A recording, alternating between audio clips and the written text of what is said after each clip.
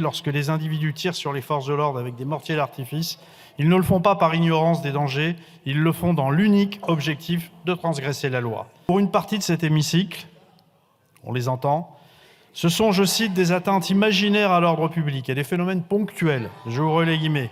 Je les invite à échanger avec les policiers et les gendarmes qui font face à des tirs de mortier pour leur expliquer qu'il s'agit d'un phénomène imaginaire ou ponctuel. Le ministre Núñez intervient sur le projet de loi visant à offrir des réponses immédiates aux phénomènes troublant l'ordre public, la sécurité et la tranquillité de nos concitoyens.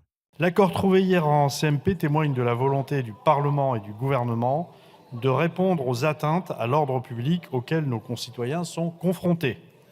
Pour ce faire, il faut doter les forces de sécurité et la justice d'outils beaucoup plus efficaces. Tout au long du débat, on m'a demandé quel était le point commun entre les mortiers d'artifice, les rave-parties, les rodéos motorisés, le squat des meublés touristiques et les violences commises en marge des manifestations sportives. La réponse est dans le titre du projet de loi. Ce sont des phénomènes qui troublent l'ordre public, la sécurité et la tranquillité de nos concitoyens. Le gouvernement fait le choix de l'intransigeance avec la délinquance. À chaque trouble à l'ordre public doit être apportée une réponse. Mais pour une partie de cet hémicycle, on les entend, ce sont, je cite, des atteintes imaginaires à l'ordre public et des phénomènes ponctuels, j'ouvre les guillemets. Je les invite à échanger avec les policiers et les gendarmes qui font face à des tirs de mortier pour leur expliquer qu'il s'agit d'un phénomène imaginaire ou ponctuel. Je les invite à se déplacer auprès des agriculteurs dont les parcelles ont été dégradées à l'occasion des rave-parties. Je les invite à aller à la rencontre des riverains qui subissent les nuisances des rodéos motorisés, mais aussi à la rencontre des victimes des accidents de la route.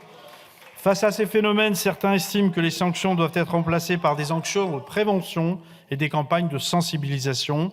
C'est en décalage complet avec la réalité. Lorsque les individus tirent sur les forces de l'ordre avec des mortiers d'artifice, ils ne le font pas par ignorance des dangers, ils le font dans l'unique objectif de transgresser la loi.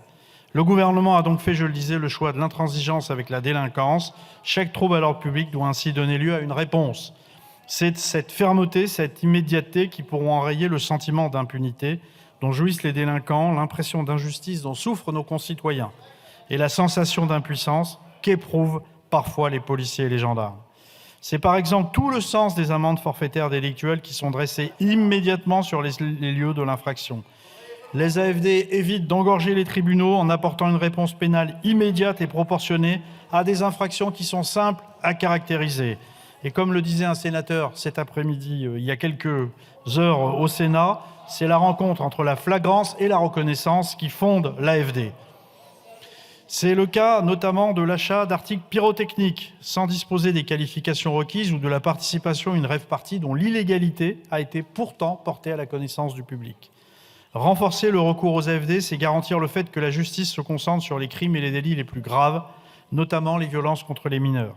Certes, je n'ignore pas que le taux de paiement des AFD est encore insuffisant et je ne l'ai pas contesté.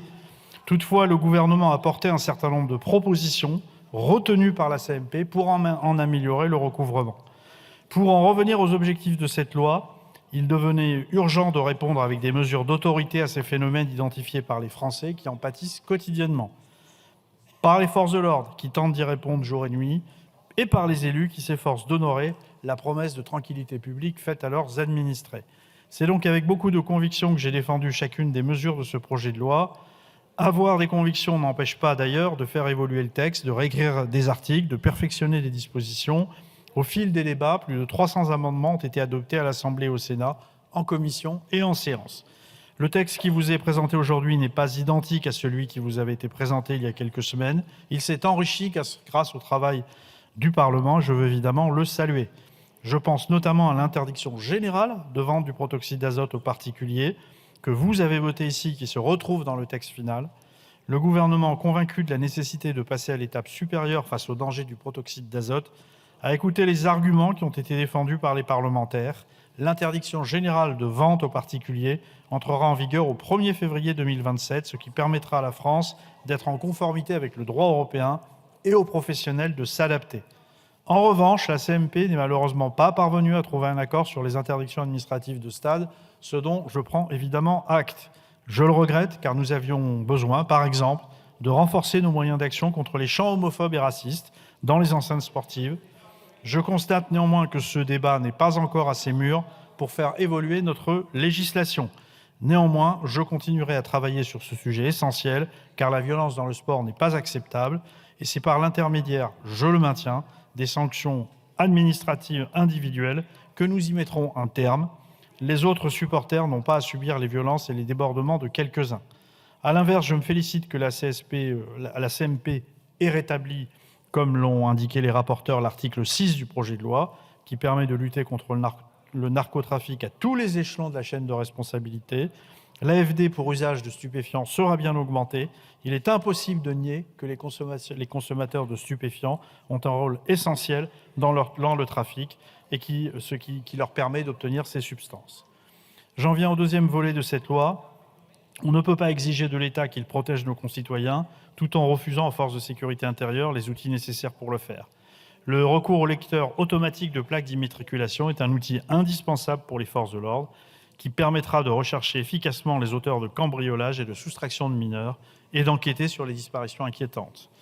Le recours à la vidéoprotection algorithmique est un de ces outils indispensables dont l'expérimentation doit être prolongée dans le temps et être renforcée dans son champ d'application.